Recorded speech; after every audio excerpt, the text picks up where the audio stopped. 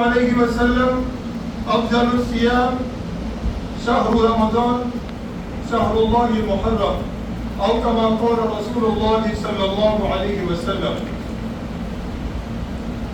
میرے محترم دوستو بزرگوں،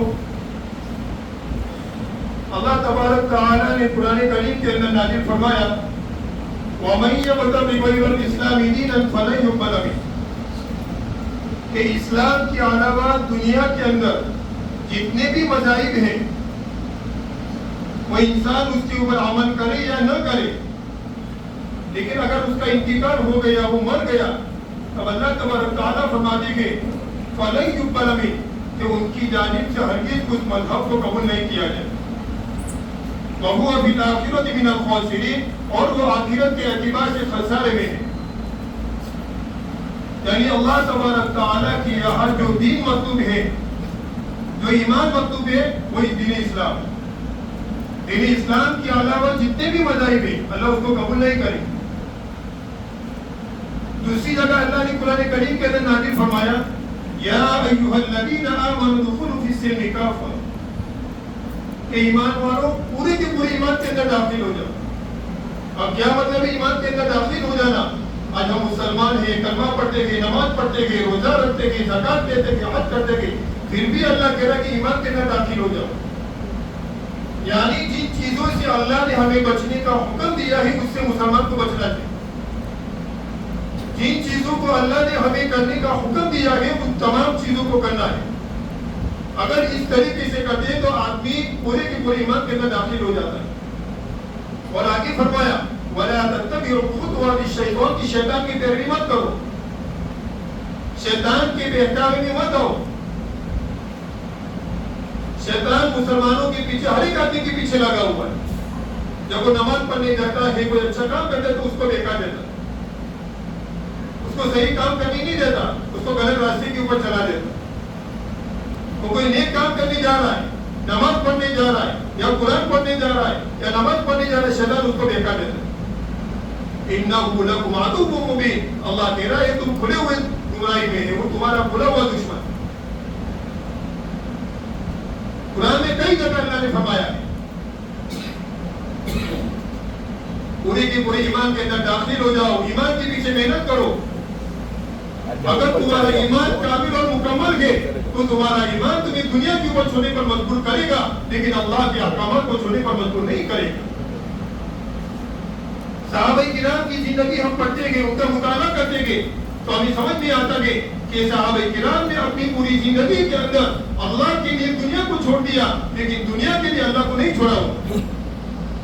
اللہ کے لیے انہوں نے اپنے بچوں کو یتیم کر دیا ہے، اللہ کے لیے انہوں نے اپنی آنکھوں کے سامنے اپنی عورتوں کو بیوہ کیا، لیکن اپنی آنکھوں کے سامنے کبھی اللہ کو نہیں چھوڑا، اللہ کے احکامات کو نہیں چھوڑا ہے. آج ہم کیا کرتے بھائی؟ اللہ کے لیے دنیا کو نہیں چھوڑتے، لیکن دنیا کے لیے اللہ کو چھوڑ دیتے. اگر ہمارے دلوں میں اگر اللہ کا خوف ہوتا تو آج کا مسلمان ناحق مال نہیں کھاتا. اگر ہمارے سینوں میں اگر اللہ کا خوف ہوتا تو آج ہم رشوت کا مال نہیں کھاتا. اگر آج ہمارے سینوں میں اللہ کا خوف ہوتا تو آج کا مسلمان کبھی نماز نہیں چھوڑتا. اگر یہ تمام چیزیں ہم سے چھوٹ رہی ہے تو اس بات کا نتیجہ ہے کہ ہمارے دلوں کے اندر اللہ کا خوف نہیں ہے، اللہ کا خوف نہیں ہے.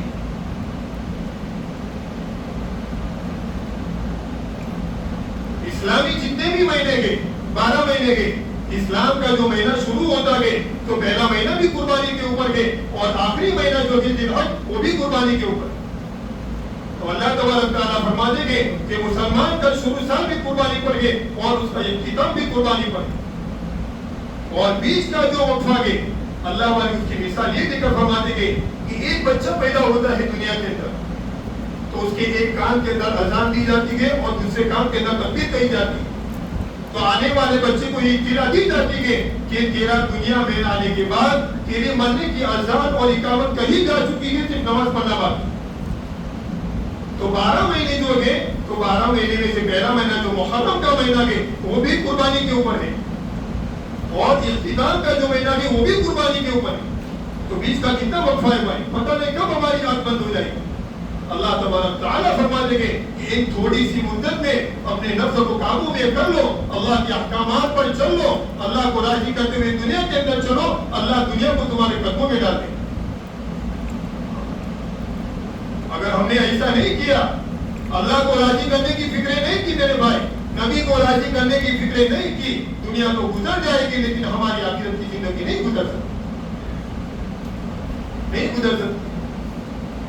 دنیا میں جب بچہ بیمار ہو جاتا ہے تو پوری رات باپ نہیں سوتا، پوری رات ماں نہیں سوتی، بے چین ہو جاتے کہ میرے بچہ کیسا ٹھیک ہو جائے، اس کو تسلی دیتے گے، اس کے اوپر ہاتھ پھیرتے گے، پوری رات اس کی سرحانے کرنے دیتے گے، تو جب میری اور آپ کی آنکھ بند ہو جائے گی اور اسی جگہ دفن کر دیا جائے گا جہاں پر نہ ماں آئے گی نہ باپ آئے گا نہ رشتے دار آئیں گے، قیامت تک تنے تنا اکیلے پڑا رہنا پڑے گا۔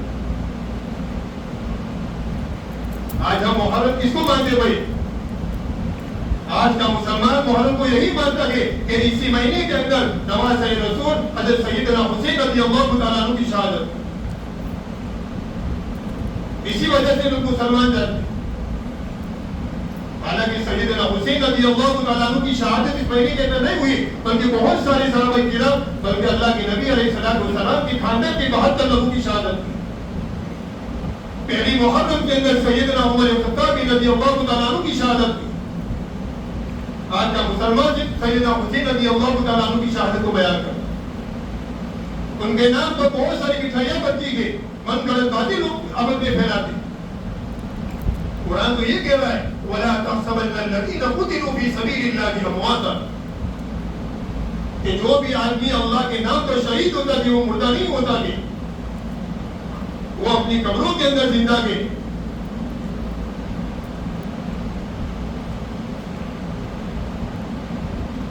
اور محرم کی فضیلت اسی وجہ سے دی گئی کہ موسیٰ علیہ السلام اور ان کی قوم کو اللہ تبارک تعالیٰ نے اسی دن نجات عطا فرمائی۔ محرم کی فضیلت اسی وجہ سے کہ اللہ تبارک تعالیٰ نے حضرت آدم علیہ نبی جناب علیہ السلام کی توبہ کو اسی دن قبول فرمایا۔ اللہ تبارک تعالیٰ نے محرم کی فضیلت کو اسی دن بیان فرمایا کہ حضرت شیس علیہ السلام کو بلند فائز مرتبے پر قائم کیا گیا۔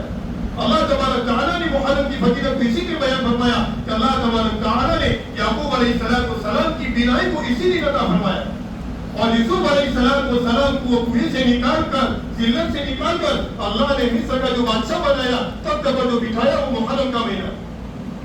بہت ساری فضیلتیں ہیں اس کی۔ جب موسیٰ علیہ السلام کی قوم کو فرعون اور اس کے لشکروں نے حد سے زیادہ نافرمانی کی اور ان کو مارا پیٹا، کتابوں کے اندر آتا ہے کہ فرعون کی یعنی جو وقت تھا اس کا، جب کوئی چھوٹا بچہ پیدا ہوتا فرعون اس کو قتل کر دیتا، عورتوں کے ساتھ بدتمیزی کرتا تھا۔ موسیٰ علیہ السلام اپنی قوم کے پاس گئے، رات کا وقت کے روئے کہ بھائی ہمیں یہاں سے نکلنا ہے، اور موسیٰ علیہ السلام جو اپنی قوم کو لے کر نکلے گئے، 70,000 کا لشکر ہے، 70,000 کا لشکر ہے۔ موسیٰ علیہ السلام نے کہہ دیا رات کے وقت کہ اب ہمیں یہاں سے نکلنا ہے۔ پوری قوم کہہ رہی کہ موسیٰ اب ہم کہاں جائیں گے؟ موسیٰ علیہ السلام نے کہا چلو یہاں سے نکلنا گے، کیونکہ فرعون کے اوپر ظلم کر رہا تھا، تشدد کر رہا تھا، عورتوں کے ساتھ بدتمیزی کر رہا تھا۔ تو موسیٰ علیہ السلام اپنی قوم کو لے کر چلے۔ تو قوم نے کہا موسیٰ ہم چلتے تو چلے جاتے گے، کہیں ایسا نہ ہو کہ راستے کے اندر فرعون اور اس کا لشکر ہمیں مل جائے جو ہمیں نقصان پہنچائے۔ موسیٰ علیہ السلام نے کہا کہ ہمیں یہاں سے نکلنا۔ موسیٰ علیہ السلام اپنی قوم کو لے کر جا رہے، اور جاتے جاتے ایک سمندر کے پاس کھڑے ہو گئے۔ موسیٰ علیہ السلام گھبرا گئے، پوری قوم گھبرا گئی کہ سامنے سمندر ہے، اب ہم کہاں جائیں؟ انہوں نے پیچھے مڑ کر دیکھا تو فرعون اور اس کا لشکر آ رہا ہے۔ اب موسیٰ علیہ السلام اللہ سے دعا کرتے گئے کہ اللہ پیچھے جائیں گے تو بھی موت ہے، یا اللہ آگے جائیں گے تو بھی موت۔ غیب سے آواز آئی موسیٰ تمہارے ہاتھ میں کیا ہے؟ موسیٰ علیہ السلام نے کہا میرے ہاتھ میں عصا ہے۔ اللہ نے کہا اس کو زمین کے اوپر مارو۔ موسیٰ علیہ السلام نے اس کو زمین کے اوپر مارا، 12 راستے بن گئے۔ سمندر کا جو پانی تھا وہ ٹھانے مارتا ہوا پانی وہ رک گیا اور دیوار کی شکل کے اندر کھڑا ہو گیا۔ مؤرخین نے اور مفسرین نے لکھا کہ جب موسیٰ علیہ السلام کی قوم جب سمندروں کو پار کر رہی تھی تو ان کے پیروں کے نیچے پانی تھا، لیکن پانی کا ایک قطرہ ان کے پیروں کے اوپر نہیں ہے. تو موسیٰ علیہ السلام اپنی قوم کو لے کر پار ہو گئے. اور فرعون کیا کہہ رہا اپنی قوم سے؟ دیکھو میری طاقت کا اندازہ کہ میرے لیے اللہ نے پانی کو رکوا دیا. لشکر کہہ رہا ہے فرعون سے کہ اب ہمیں آگے نہیں چلنا چاہیے، کہیں ایسا ہو کہ پانی اوپر آ جائے. فرعون کا من کے اندر تھا، تکبر کے اندر تھا، نہیں ہمیں چلنا ہے. جیسے ہی فرعون اس کا لشکر بیچ کے اندر آیا، اللہ نے پانی کو حکم دیا اوپر آ جائے. اب اللہ نے پوری کی پوری قوم کو ہلاک کر دیا. اب فرعون کیا کہہ رہا ہے؟ الآن وقد عصیت قبل وكنت من المفسدین، کہ میں موسیٰ اور ہارون کے رب نہیں مانتا. اللہ نے اس کی لاش کو ایسا بنا دیا کہ سمندر بھی اس کی لاش کو قبول نہیں کرتا اور آسمان بھی اس کی لاش کو قبول نہیں کرتا. آج بھی مصر کے مجھے میں سر نہیں. اللہ تعالیٰ کہتا کہ جو آدمی اللہ کی نافرمانی کرتا گے، جب اللہ اس کی پکڑ کرتا گے تو یہ زمین بھی اس کو قبول نہیں کرتی، اس کا آسمان بھی اس کو قبول نہیں کرتا. جب موسیٰ علیہ السلام اپنی قوم کو لے کر گئے اور اللہ نے ان کو نجات عطا فرمائی تو پوری کی پوری قوم نے اس خوشی کی وجہ سے روزہ رکھا. تو جب اللہ کے نبی علیہ السلام ہجرت کر کے مکہ سے مدینہ گئے تو وہاں بھی لوگوں کو دیکھا کہ لوگوں نے روزہ رکھا ہوا ہے. تو اللہ کے نبی علیہ السلام نے پوچھا آپ لوگوں نے روزہ کیوں رکھا ہے؟ کہ اسی دن اللہ تبارک تعالیٰ نے ہمیں موسیٰ علیہ السلام اس کی قوم کو نجات عطا فرمائی اور فرعون کو اللہ نے ہلاک کر دیا، اس کی خوشی میں ہم روزہ رکھتے. تو اللہ کے نبی علیہ السلام نے فرمایا ہم تم سے زیادہ حقدار ہیں کہ موسیٰ علیہ السلام سے محبت کرتے گے. اللہ کے نبی نے فرمایا اگر اگلے سال میں زندہ رکھا تو میں 9ویں یا 10ویں کا روزہ رکھوں گا یا 10ویں یا 11ویں کا روزہ رکھوں گا. سمورہ بن جندب رضی اللہ تعالیٰ عنہ فرماتے کہ یہود اور نصارہ جو تھے وہ صرف 10ویں محرم کا روزہ رکھتے، 10ویں محرم کا روزہ رکھتے.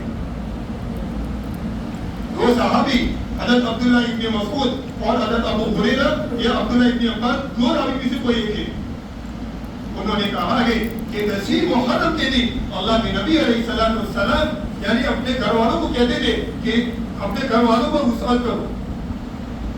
اب اس کے جو راوی ہے انہوں نے لکھا کہ یہ ضعیف حدیث ہے، لیکن وہاں کے جو بڑے بڑے محدثین ہیں محققین ہیں لیکن فضیلت کے اعتبار سے یہ حدیث صحیح ہے. من وسع علی عیالہ، کہ جب 10ویں محرم کا دن ہوتا تو آدمی اپنے گھروں کے اندر عام طور پہ سے جو کھانا پکتا ہے جو کچھ بھی پکتا ہے اسے تھوڑا اچھا کھانا پکا، کپڑا تھوڑا پرانا پہنتا ہے اسے تھوڑا اچھا پہن لے. اس لیے کہ یہود اور نصارہ کی مخالفت کرتے ہوئے انہوں نے اس دن اچھا کھانا پکاتے. حضرت شیخ زکریا کندوی رحمۃ اللہ علیہ فرماتے کہ جب وہ قرآن اور حدیث کا درس دیتے تھے تو اپنے شاگردوں سے فرماتے تھے کہ آج 10ویں محرم کا دن تم نے سیدنا حسین رضی اللہ تعالیٰ عنہ اور ان کی آل اولاد پر کیا بخشا. حضرت فرماتے کہ 60 سال سے میرا معمول ہے کہ جب بھی 10ویں محرم کا دن آتا ایک قرآن شریف پڑھ کر میں سیدنا علی یعنی علی المرتضی رضی اللہ تعالیٰ عنہ کی اولاد کو بھی بخش دیتا، پورا کا پورا قرآن بخش دیتا. اور فرماتے کہ بازاروں کے اندر جاتا جو پھل لگے ہوئے رہتے وہ پھل کو میں خریدتا اور میرے جو شاگرد لگے پڑھنے والے ان کو دیتا، میرے جو نوکر چاکر ہے میں ان کو کھلاتا. کہ اپنے گھر والوں پر 10ویں محرم کے دن کیا کرے میں وسعت کرے. اللہ تبارک تعالیٰ پوری سال تمہاری روزی کے اندر اللہ برکت عطا فرمائے، پوری سال روزی کے اندر برکت عطا فرمائے. جسے حدیث کے اندر سمورہ بن جندب رضی اللہ تعالیٰ عنہ فرماتے کہ جب رمضان المبارک کا جو روزہ کی جب فرض نہیں ہوا تھا تب اللہ کے نبی علیہ السلام نے عاشوری کے روزے کو فرض کیا تھا. لیکن جب رمضان کا روزہ فرض ہو گیا، نازل ہو گیا، اب اللہ کے نبی علیہ السلام نے فرمایا کہ عاشورہ کا جو روزہ تھا وہ نفل ہو گیا، جس کا جی چاہے رکھ لے، جس کا جی چاہے نہ رکھے. لیکن اگر کسی نے روزہ رکھا گے تو پچھلے 1 سال کے گناہوں کا کفارہ وہ ہو جائے، پچھلے 1 سال کے گناہوں کا وہ کفارہ ہو جائے. اب کربلا کا جو میدان ہے وہ صبح 8 بجے شروع ہوتا ہے. حسین رضی اللہ تعالیٰ عنہ اپنے تمام لشکر کو لے کر جا رہے. مورخین نے لکھا ہے کہ مسلمانوں کی جو تعداد تھی کتابوں کے اندر جو لکھا ہے کسی نے 160 لکھا ہے, کسی نے 120 لکھا ہے, لیکن صحیح کون ہے کہ 150 کی تعداد مسلمانوں. اور سامنے جو دشمنوں کا لشکر ہے 1.5 لاکھ سے زیادہ دشمنوں کا لشکر ہے. 40,000 اس طرف پڑے گئے, 40,000 اس طرف پڑے گئے اور 40,000 اس طرف پڑے گئے. حضرت اسماء رضی اللہ تعالیٰ عنہ فرماتی ہے کہ ایک مرتبہ میں اپنے حجرے کے اندر داخل ہوئی تو میں نے دیکھا کہ اللہ کے نبی علیہ الصلوۃ والسلام حضرت حسین رضی اللہ تعالیٰ عنہ کو اپنے گود کے اندر لپٹے ہوئے تھے اور رو رہے. اللہ کے نبی علیہ الصلوۃ والسلام کی آنکھوں سے آنسو جاری گئے اور آنسو گرتے گرتے داڑھی کے اندر سے گر کر اللہ کے نبی علیہ الصلوۃ والسلام کے بدن مبارک پر آ گئے. حضرت اسماء رضی اللہ تعالیٰ عنہ فرماتی ہے کہ میں نے دیکھا کہ ایک مرتبہ اللہ کے نبی علیہ الصلوۃ والسلام بیٹھے ہوئے تھے اور سیدنا حسین رضی اللہ تعالیٰ عنہ اور حضرت حسن رضی اللہ تعالیٰ عنہ اللہ کے نبی علیہ الصلوۃ والسلام کے اوپر بیٹھے ہوئے. اور سیدنا حسین رضی اللہ تعالیٰ عنہ نے اللہ کے نبی علیہ الصلوۃ والسلام کے بدن مبارک کے اوپر پیشاب کیا. اللہ کے نبی علیہ الصلوۃ والسلام بالکل نہیں ہے کہ اگر میں ہلتا کہیں ایسا ہو کہ میرے نوازے کا پیشاب ہو جائے, کہیں اس کو تکلیف ہو جاتی. وہی اسماء رضی اللہ تعالیٰ عنہ فرماتی ہے کہ اللہ کے نبی آپ اتنا کیوں روتے ہیں. اسماء رضی اللہ تعالیٰ عنہ کو اللہ کے نبی نے مخاطب کرتے ہوئے فرمایا تھا کہ ایک امت آئے گی اور میرے نوازے کو شہید کر دے گی. یہی کربلا کا میدان ہے. 8 بجے شروع ہوتا ہے. علی اکبر رضی اللہ تعالیٰ عنہ گھوڑے کے اوپر سوار ہے. حضرت حسین رضی اللہ تعالیٰ عنہ نے فرمایا کہ بیٹا اترو,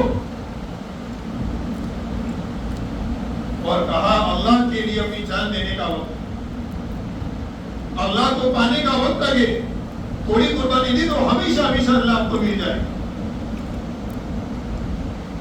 حسین رضی اللہ تعالیٰ عنہ نے علی اکبر رضی اللہ تعالیٰ عنہ کو بلایا اور ایسا مت سمجھنا کہ تمہارا باپ تم سے پیار نہیں کرتا, محبت نہیں کرتا, مجھے تمہاری ساری باتیں یاد ہے, تمہارا کھیلنا ہنسنا کودنا مجھے ساری یاد ہے, لیکن سب سے پہلے میرا. حسین رضی اللہ تعالیٰ عنہ نے علی اکبر رضی اللہ تعالیٰ عنہ کو سینے سے لگایا اور ان کو بوسہ دیتے گئے اور کہتے جب آپ اندازہ لگائیے ایک لڑکا کے سامنے 1.5 لاکھ کا لشکر کے 40,000 اس طرف 40,000 اس طرف 40,000 اس طرف کرے. علی اکبر رضی اللہ تعالیٰ عنہ جاتے گئے دشمنوں کی جنگ کرنے میں اور ایک سیکنڈ کے اندر 2 ٹکڑے کر کے سیدنا حسین رضی اللہ تعالیٰ عنہ کے سامنے ڈالے. آپ بتائیے کہ ایک باپ کی آنکھوں کے سامنے بیٹے کے 2 ٹکڑے ہو جانا اس باپ کی دل پر کیا گزرے گا. آج ایک باپ اپنے بچے کو فجر کی نماز کے لیے اس لیے نہیں اٹھاتا کہ میرے بچے کی نیند خراب ہو جائے. آج ایک باپ اپنے بچے کو صبح اس لیے نہیں اٹھاتا کہ میری بچے کی نیند خراب ہو جائے گی, دن بھر اس کو ڈسٹرب ہوگا, کام بھی خلل ہوگی. کام کی فکر ہے. یہی تو بات ہے کہ صحابہ کرام دنیا کے لیے یعنی اللہ کے لیے دنیا کو چھوڑ دیتے تھے. آج ہمارا حال یہ ہے کہ ہم دنیا کے لیے اللہ کو چھوڑ دیتے. جب علی اکبر رضی اللہ تعالیٰ عنہ شہید ہو گئے 2 ٹکڑے پڑے ہوئے ہیں, اتنے میں پیچھے سے کڑا آنے کی آواز ہے. علی اکبر رضی اللہ تعالیٰ عنہ وہاں کھینچے لکھا گئے. کسی نے کہا 1 مہینے کے تھے, کسی نے کہا 2 مہینے کے تھے, کسی نے کہا 3.5 مہینے کے. پانی سے کڑا آنے کی آواز آئی, پانی نہیں ہے. حضرت حسین رضی اللہ تعالیٰ عنہ نے اپنی گود میں اٹھایا ہے. دشمنوں کی جھپٹے میں جانے گے کہ تمہاری لڑائی میرے سے کہ میرے بچے سے نہیں, تمہارا مقابلہ میرے سے کہ میرے بچے سے نہیں ہے. اس چھوٹے سے بچے کو پانی پلانا. دشمنوں نے کہا پانی نہیں پلائیں گے.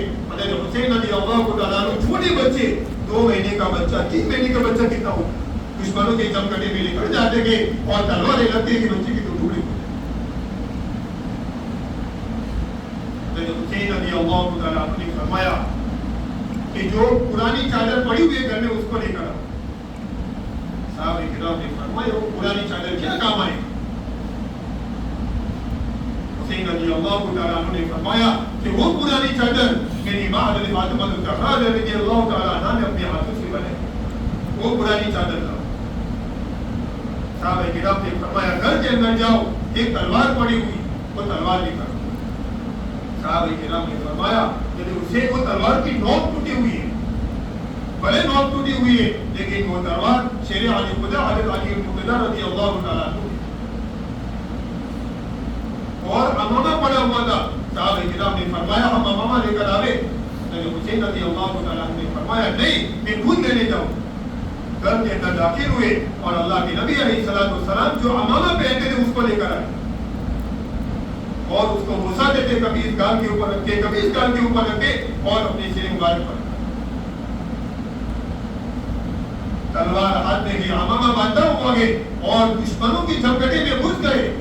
محققین نے لکھا ہے کہ 3.5 گھنٹے تک حضرت حسین رضی اللہ تعالیٰ عنہ دشمنوں سے لڑے اور لڑتے لڑتے عصر کا ٹائم ہو گیا. دشمنوں سے کہنے لگے لوگوں نماز پڑھو. ایسی حالت میں بھی دشمنوں کو نماز کی دعوت دی گئی. نماز دشمنوں نے کہا ہمیں نماز کی ضرورت نہیں ہے, تم پڑھو نہ پڑھو تمہاری مرضی ہے, لیکن اللہ کا حکم ہے, اللہ کا حکم لوگوں تک پہنچانا ہے میری ذمہ داری. دشمنوں سے کہتے گئے کہ مجھے تھوڑا پانی دے دو جس سے میں وضو کر کے نماز پڑھوں. دشمن کہنے لگے آپ کو پانی نہیں ملے گا. حسین رضی اللہ تعالیٰ عنہ نے فرمایا اگر آپ پانی نہیں دیں گے تو میں کربلا کی مٹی سے تیمم کروں گا وہاں نماز ادا کروں.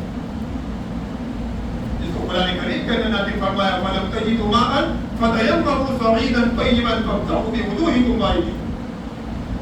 کہ اگر پانی تمہارے پاس نہیں ہے اور نماز کا وقت ہو گیا تو آدمی تیمم سے وضو کرے, تیمم کرے, اپنے دونوں ہاتھوں کو مٹی کے اوپر مارے اور اپنے چہرے کے اوپر مارے. دوسری مرتبہ ہاتھ مٹی کے اوپر مارے, کوہنے سمیت مار دیں گے. تیسری مرتبہ تو نہیں سر کا مسا کر لے اور پیر کے اوپر مسا کرے, اس کا وضو ہو جائے گا اور عصر کی نماز کو شروع کر دیں. اب عصر کی نماز پڑھ رہے, جب نماز کے وقت رکوع کے بعد جب وہ سجدے میں جانے لگے تو دشمنوں نے کہا اب ان کے اوپر حملہ. پیچھے سے 2 آتے گئے تو جب وہ سجدے میں جاتے ہیں دونوں دشمنوں نے مل کر ان کے بازوؤں پر اتنی زور سے تلوار مارتے گئے کہ دونوں بازو پھٹ جائے. ایسی حالت میں اپنے سر کو سجدے سے نہیں اٹھایا. محققین نے لکھا کہ دونوں ہاتھ کٹے ہوئے گئے لیکن سبحان کی زبان کے اوپر سبحان ربی الاعلیٰ سبحان ربی الاعلیٰ باقی وہ ذات جو برے طور پر. دوسرا آتا گئے اور ان کے سینے پہ اتنا زور سے کھنجر مارتا گئے کہ اتنے تک باہر آ جاتی ہے. اپنے سر کو سجدے سے نہیں اٹھایا. تیسرا جو جنہوں نے ان کے سر کو شہید کیا سمر, وہ آتا گئے اور اپنی تلوار سے ان کی گردن کو کاٹ لیتا گئے اور تلوار کی نوک کے اوپر حضرت حسین رضی اللہ تعالیٰ عنہ کی گردن کو رکھ کر دشمنوں سے کہتا گئے دیکھو ہم جیت گئے. ان کے صاحبزادے امام زین العابدین رضی اللہ تعالیٰ عنہ فرماتے گئے کہ جب میرے والد حیات تھے تب بھی ان کا سر مرتبہ ان کا سر اونچا تھا, آج مر گئے تب بھی ان کا سر اونچا. امت مسلمہ کو پیغام دیا کہ ایسی بھی سچویشن آ جائے امت مسلمہ کو کہہ رہے ہیں لیکن نماز کو کبھی مت چھوڑو. ایسی حالت میں انہوں نے سجدہ کی. سجدہ تو ہر ایک مسلمان کرتا ہے لیکن ایسا سجدہ کرو جس سے خدا کو بھی ترس آئے. ایسا سجدہ کرو کہ مرنے کے بعد اگر اللہ مجھے کیا نکل آئے ہو تو اللہ سے انسان کہہ سکے کہ اللہ یہ سجدہ نکل. تبھی تو نماز اتنی بڑی چیز ہے کہ صحابہ کرام جب نماز کے لیے کھڑے ہوتے ان کے آنکھوں کے اندر آنسو جاتی ہوتے, بدن کے اندر کب کبھی آ جاتی, پتا نہیں ہمارا اللہ ہماری نماز قبول کرے گا یا نہیں.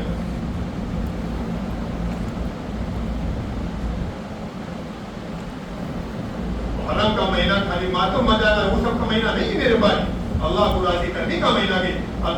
اسی دن کے اندر جن صحابہ کرام سے غلطیاں ہوئی تھی, نبی سے غلطی ہوئی تھی, جب انہوں نے اللہ کے سامنے توبہ کی ہے تو اللہ نے ان کی توبہ کو قبول بھی کیا.